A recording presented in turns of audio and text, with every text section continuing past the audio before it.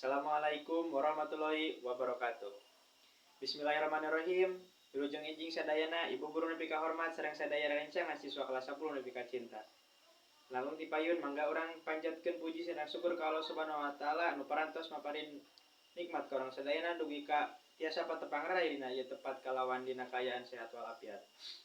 Shalawat sareng salam urang sanggakeun ka junjunan urang sadayana nyaeta habibana wa nabiyana Kangjeng Nabi Muhammad sallallahu alaihi wasallam. Teu hilap kasanggakeun ka para sahabatna, kaluargana dugi ka urang sadaya salaku umatna. Amin ya Allah ya rabbal alamin. Sarta acana ngaturkeun ka panata acara anu parantos masihan waktos sareng kasempetan. Simkuring ngadeg di tempat bade sasanggem ngadugikeun biantara. Rerencangan anu kusimkuring nepi kahormat dina ieu waktos abdi bade ngadugikeun kumaha pentingna ngarawat mesin mobil. Salah sahiji langkah pentingna nyaeta ngaganti oli. Kusabab ngaganti oli ku secara teratur. Anu fungsina jeung ngalumasan mesin jeung mencegah gesekan antara komponen. Langkah kedua nyaeta hindari pemanasan mesin anu berlebihan. Mamanaskeun mobil anu berlebihan kala bakal ngarusak kana mesin mobil.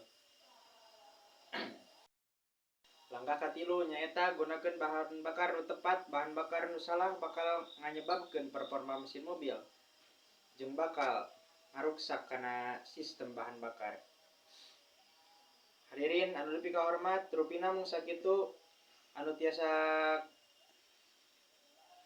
kupisanggem teu aya nu langkung ti endah tibatan dua sareng teu aya awal salian ti akhir. Kumargi kitu simkuring mungkas salam ka sadayana anu kersa ngadugikeun biantara simkuring. Mugia aya mangpaatna. Kawarung meuli cikur, mulangna kamangtatan. Sakitu anu kupihatur, hapunten bilih aya kalepatan. Billahi taufiq wal hidayah. Wassalamualaikum warahmatullahi wabarakatuh.